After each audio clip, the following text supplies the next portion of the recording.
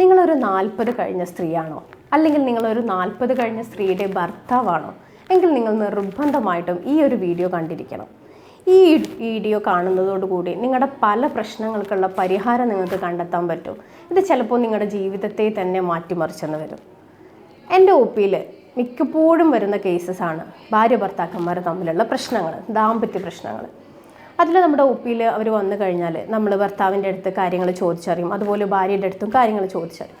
അപ്പോൾ ഭർത്താവിൻ്റെ അടുത്ത് കാര്യങ്ങൾ ചോദിച്ചറിയുമ്പോൾ അവർക്ക് പറയാനുള്ളത്, ഡോക്ടറെ ഇവളിപ്പോൾ പണ്ടത്തെ ആളെയല്ല, ഇവൾക്ക് ഒരുപാട് മാറ്റങ്ങൾ വന്നു, ഇവൾക്ക് പണ്ടത്തെ ആ ഒരു പ്രസരിപ്പോ കാര്യങ്ങളോ ഒന്നും ഇപ്പോൾ ഇല്ല, ഇവളെ തൊട്ടതിനും പിടിച്ചതിനും ഒക്കെ ഇപ്പോൾ ദേഷ്യം പിടിക്കുകയാണ്. എൻ്റെ അടുത്താണെങ്കിലും മക്കളുടെ അടുത്താണെങ്കിലും ഒക്കെ വെറുതെ ചുമ്മാ ദേഷ്യം പിടിക്കുകയാണ്.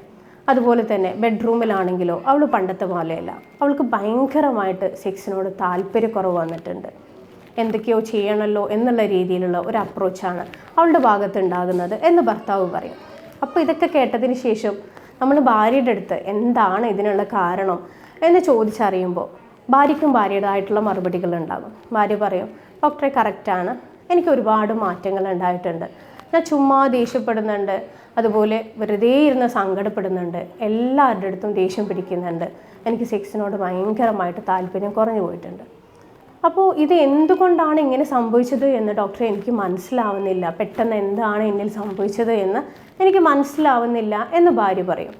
അപ്പോൾ ഇതിൻ്റെ കാര്യങ്ങൾ എന്താണ് എന്നുള്ളത് മനസ്സിലാക്കുമ്പോഴാണ് നമുക്ക് മനസ്സിലാക്കാൻ കഴിയുക ആ സ്ത്രീ ഒരു 40 കഴിഞ്ഞ അല്ലെങ്കിൽ ഒരു 45 കഴിഞ്ഞ ഒരു സ്ത്രീ ആയിരിക്കും. ഒന്നെങ്കിൽ ആർത്തവവിരാമത്തോട് അടുത്തുകൊണ്ടിരിക്കുന്ന ഒരു സ്ത്രീ ആയിരിക്കാം, അല്ലെങ്കിൽ ആർത്തവവിരാമം സംഭവിച്ചു കഴിഞ്ഞൊരു സ്ത്രീ ആയിരിക്കാം. ഇതായിരിക്കാം അവരിൽ ഈ ഒരു പ്രശ്നങ്ങൾ മെയിനായിട്ടുണ്ടാകാനുള്ള കാരണം. അപ്പോൾ ഞാൻ ഇന്നിവിടെ സംസാരിക്കാൻ ഉദ്ദേശിക്കുന്നത് എന്താണ് ആർത്തവവിരാമം, ആർത്തവവിരാമം ഉണ്ടായിട്ടുള്ള സ്ത്രീകളിൽ സംഭവിക്കുന്നത് എന്തെല്ലാമാണ്, അതിനുള്ള പരിഹാരങ്ങൾ എന്തൊക്കെയാണ് എന്നതിനെക്കുറിച്ചാണ് ഞാൻ doctor Nitasha Muhammad, doctor Basil's homoeopathy hospital, Pandikkad. ഇനി എന്താണ് ആർത്തവവിരാമം? ഒരു പെൺകുട്ടിയെ സംബന്ധിച്ചിടത്തോളം അവൾ ഒരു 18 വയസ്സ് തൊട്ട് ഒരു 25-30 വയസ്സ് വരെ നല്ല പ്രസരിപ്പും ചുറുചുറുക്കും, അല്ലെങ്കിൽ പുരുഷന്മാർ ഭയങ്കര അട്രാക്റ്റഡ് ആവുന്ന രീതിയിലുള്ള ഒരു ശരീരപ്രകൃതം ഒക്കെ ആയിരിക്കും. അത് കഴിഞ്ഞൊരു 30+ ഒക്കെ ആയിക്കഴിഞ്ഞ് ഒരു 40 വയസ്സിന് ഉള്ളിലൊക്കെ ആയിട്ട് ചെറിയ രീതിയിൽ അവളുടെ പല മാറ്റങ്ങൾ കണ്ടു തുടങ്ങും. അത് ശാരീരികപരമായിട്ടും മാനസികപരമായിട്ടും പല മാറ്റങ്ങൾ അവൾക്ക് കണ്ടു തുടങ്ങും. അതുപോലെ തന്നെ പീരിയഡ്സ് പല ആളുകളുടെയും റെഗുലർ ആയിരുന്ന ആളുകൾക്ക് പലർക്കും അത് ഇറഗുലറായിട്ട് മാറും. അതങ്ങനെ ഒരു 45 വയസ്സ് തൊട്ട് 55 വയസ്സ് എന്നുള്ള കാലയളവിൽ അത് ഈ ഒരു പീരിയഡ്സ് നിൽക്കുക എന്നുള്ളൊരവസ്ഥയിലേക്ക് എത്തും, ആർത്തവിരാമം സംഭവിക്കുക എന്നുള്ള രീതിയിലേക്ക് എത്തും. ഈ ഒരു സമയത്ത് ഈ ഒരു പർട്ടിക്കുലർ സ്റ്റേജ് 45 തൊട്ട് 55 എന്നുള്ള ആ ഒരു സമയത്ത് സ്ത്രീകൾ പലരും പല മാനസികാവസ്ഥയിലൂടെയാണ് കടന്നു പോകുന്നത്. ആ ഒരു സമയത്ത് അവർക്ക് തന്നെ മനസ്സിലാവില്ല എന്താണ് അവർക്ക് സംഭവിച്ചത് എന്നുള്ളത്. അങ്ങനെ അവസാനം ഈ ഒരു പീരിയഡ്സ് നിൽക്കുന്ന സമയമാകുമ്പോൾ അവർക്ക് അവരോട് തന്നെ ഒരു അപകർഷതാബോധം ഉണ്ടാകും. എൻ്റെ പീരിയഡ്സ് നിന്നു, എൻ്റെ ലൈംഗികത ഇനി അവസാനിച്ചോ, ഞാൻ ഇനി ഒരു സ്ത്രീയല്ലേ, എനിക്കിനി ഭർത്താവിനെ തൃപ്തിപ്പെടുത്താൻ കഴിയാതെ വരുമോ എന്നുള്ള ചിന്തകളൊക്കെ അവരുടെ ഉള്ളിലുണ്ടാകും. അപ്പോൾ ഇത് നിങ്ങൾ സ്ത്രീകൾ മനസ്സിലാക്കേണ്ടത്, അല്ലെങ്കിൽ നിങ്ങൾ പുരുഷന്മാർ മനസ്സിലാക്കേണ്ട ഒരു സംഭവിച്ചാൽ നിങ്ങളുടെ ദാമ്പത്യത്തിൽ മാത്രം ഉണ്ടായിട്ടുള്ളൊരു പ്രശ്നമല്ല ഇത് എല്ലാ സ്ത്രീകളും ഫേസ് ചെയ്യുന്ന ഒരു കാര്യമാണ്, എല്ലാ ദാമ്പത്യത്തിലും ഉണ്ടാകുന്ന ഒരു പ്രശ്നമാണ്, ഒരു പർട്ടിക്കുലർ സ്റ്റേജാണിത്. അപ്പോൾ ഈ ഒരു സ്റ്റേജ് നമ്മൾ എങ്ങനെ തരണം ചെയ്യുക എന്നുള്ളതാണ് നമ്മുടെ കയ്യിലുള്ളത്. അപ്പോൾ ആ ഒരു സമയത്ത് നിങ്ങൾ പരസ്പരം അങ്ങോട്ടും ഇങ്ങോട്ടും കുറ്റപ്പെടുത്താതെ, ബ്ലെയിം ചെയ്യാതെ, ഭർത്താക്കന്മാരാണെങ്കിലും ആ ഒരു പർട്ടിക്കുലർ പീരീഡിൽ നിങ്ങളുടെ വൈഫിനെ ഭയങ്കരമായിട്ട് സപ്പോർട്ട് ചെയ്യുക. സ്ത്രീകളാണെങ്കിലും അതിന് നിങ്ങൾക്ക് എന്തെങ്കിലും സഹായങ്ങൾ ആവശ്യമുണ്ടെങ്കിൽ, അല്ലെങ്കിൽ എന്തെങ്കിലും ചികിത്സാ സഹായങ്ങൾ ആവശ്യമുണ്ടെങ്കിൽ അതെടുത്തിട്ട് ഇതിനുള്ള പരിഹാരങ്ങൾ കണ്ടെത്തുക. ഒരിക്കലും ആർത്തവവിരാമം എന്ന് പറയുന്നത് നിങ്ങളുടെ ലൈംഗികതയ്ക്കുള്ള ഒരു ഫുൾ സ്റ്റോപ്പ് അല്ല, മറിച്ച് അതൊരു സെക്കൻഡ് ഹണിമൂണാണ്. നിങ്ങൾക്ക് ഭയങ്കരമായിട്ട് നിങ്ങളുടെ സെക്സ് ആസ്വദിക്കാൻ പറ്റുന്ന ഒരു സമയമാണ് ഈ ഒരു ആർത്തവവിരാമത്തിന് ശേഷമുള്ള ഒരു സമയം. ഇനി എന്താണ് ഈ ആർത്തവവിരാമത്തിൻ്റെ സമയത്ത്, അല്ലെങ്കിൽ മെനപ്പോസൽ സ്റ്റേജിൽ, അല്ലെങ്കിൽ പെരി മെനപ്പോസൽ സ്റ്റേജിൽ എന്താണ് ഒരു സ്ത്രീയുടെ ശരീരത്തിൽ സംഭവിക്കുന്നത് എന്നുള്ളത് നമുക്ക് നോക്കാം. മെയിനായിട്ട് ഞാൻ മുന്നേ പറഞ്ഞു ഒരു 18 വയസ്സുകാരിയുടെ ഒരു ചുറുചുറുപ്പ്, ആ ഒരു ചുറുചുറുപ്പ് ഒരു സ്ത്രീയിൽ ഉണ്ടാക്കുന്നത് ഒരു പെർട്ടിക്കുലർ ഹോർമോണാണ്, ഈസ്ട്രജൻ എന്ന് പറഞ്ഞ ഒരു ഹോർമോണാണ്. ആ ഒരു ഹോർമോണിൻ്റെ സഹായത്തോട് കൂടിയിട്ടാണ് അവർ ഇത്രയും കാലം ജീവിച്ചിരുന്നത്. അത് ഈ ഒരു മെനപ്പോസ് എന്നുള്ളൊരു സ്റ്റേജിലാകുമ്പോൾ അതിൻ്റെ പ്രൊഡക്ഷൻ കമ്പാരിറ്റീവ്ലി പണ്ടത്തേക്കാൾ കുറഞ്ഞ് മെനപ്പോസ് ആകുമ്പോൾ അത് കംപ്ലീറ്റ്ലി അതിൻ്റെ പ്രൊഡക്ഷൻ അങ്ങ് സ്റ്റോപ്പ് ചെയ്യും. അപ്പോൾ ഈ ഒരു ഈസ്ട്രജൻ്റെ ഡെഫിഷ്യൻസി വരുന്ന കാരണം കൊണ്ട് അവരുടെ ശരീരത്തിൽ ഒരുപാട് ബുദ്ധിമുട്ടുകൾ ഉണ്ടാകും. അത് പല രീതിയിലാണ് അത് ശരീരത്തിൽ പുറത്തേക്ക് കാണിക്കുക. അതിൽ ആദ്യമായിട്ട് ഏറ്റവും ഇമ്പോർട്ടൻ്റ് ആയിട്ടുള്ളത് മെൻ്റൽ ഇഷ്യൂസാണ്, മാനസികപരമായിട്ടുള്ള പ്രശ്നങ്ങളാണ്. അതിൻ്റെ ഭാഗമായിട്ടാണ് അവർക്ക് വെറുതെ സങ്കടം വരുന്നത്, വെറുതെ ദേഷ്യപ്പെടുന്നത്. അവർക്ക് ഈ ഹോർമോണൽ ഇംബാലൻസ് അവരുടെ ശരീരത്തിൽ ഭയങ്കരമായിട്ടുണ്ട്.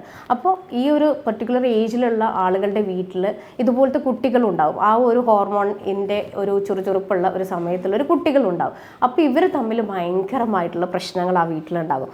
അപ്പോൾ ആ ഒരു സമയത്ത് അത് ഭർത്താവിന് ശരിക്ക് രീതിയിൽ മാനേജ് ചെയ്യാനും കഴിയാതെ പോകും. അപ്പോൾ അതുകൊണ്ടൊക്കെ തന്നെ ഈ സ്ത്രീകൾ ആ ഒരു സമയത്ത് ഭയങ്കരമായിട്ട് മാനസിക പ്രശ്നങ്ങൾ അനുഭവിക്കുന്നുണ്ടാവും. സങ്കടവും ദേഷ്യവും ഒക്കെ ആയിട്ട് അവർ പുറത്തേക്ക് കാണിക്കും. ഇനി രണ്ടാമത്തെ കാര്യമാണ് അവർ ലൈംഗികപരമായിട്ട് അനുഭവിക്കുന്ന പ്രശ്നങ്ങൾ.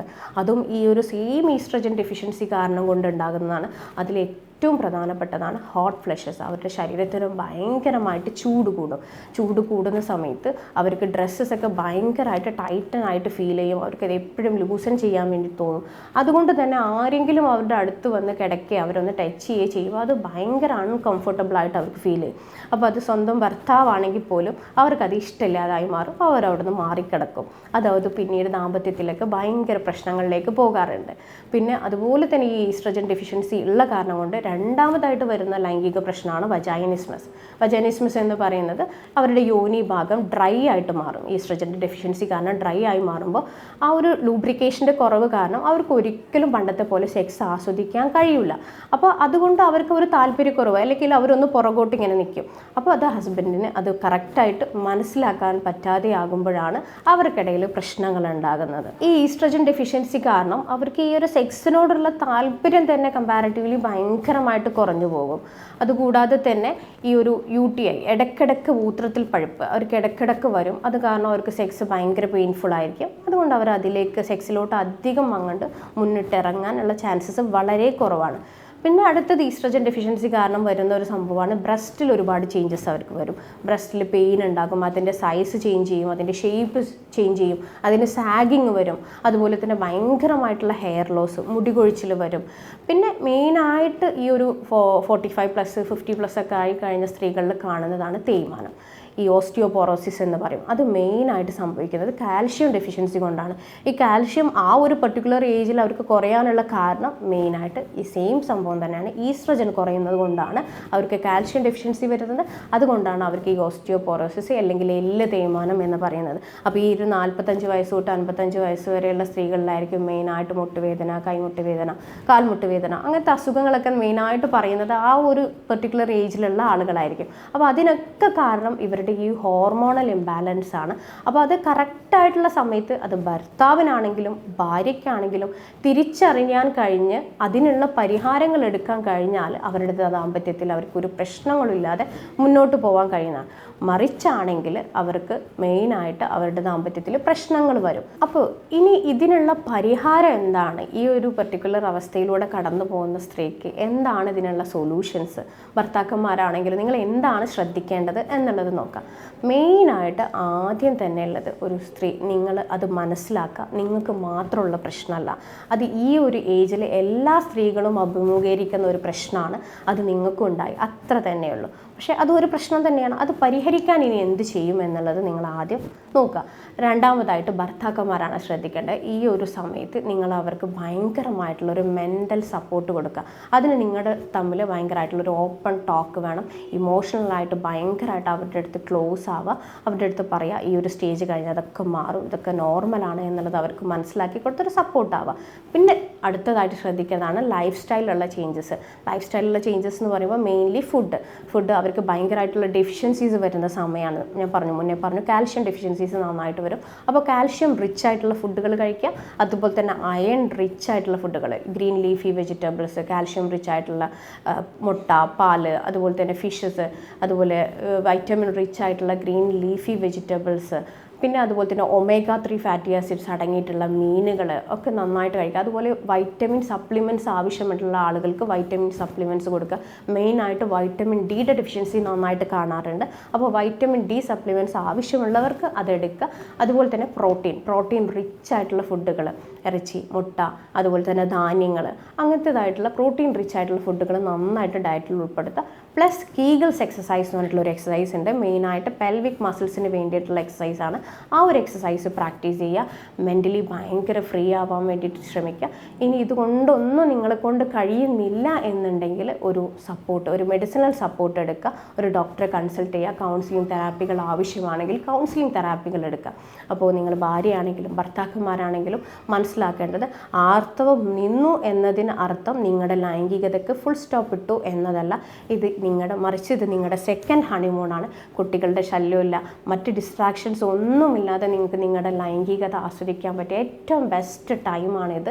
അപ്പോൾ ഒരിക്കലും നിങ്ങൾ അതൊരു പ്രശ്നമുള്ള രീതിയിലേക്ക് ആയി പോകരുത്. അത് കറക്റ്റായിട്ട് അതിൻ്റെ സൊല്യൂഷൻസ് കണ്ടെത്തിയിട്ട് പരിഹരിക്കുക. അപ്പോൾ ഇതുപോലുള്ള ബുദ്ധിമുട്ടുകൾ അനുഭവിക്കുന്നവരാണ് നിങ്ങളെങ്കിൽ താഴെ തന്ന നമ്പറിൽ എന്നെ കോൺടാക്ട് ചെയ്യുക. ഞാൻ doctor Nitasha Muhammad, doctor Basil's homoeopathy hospital, Pandikkad, Malappuram ജില്ല, കോഴിക്കോട്, നടക്കാവ്.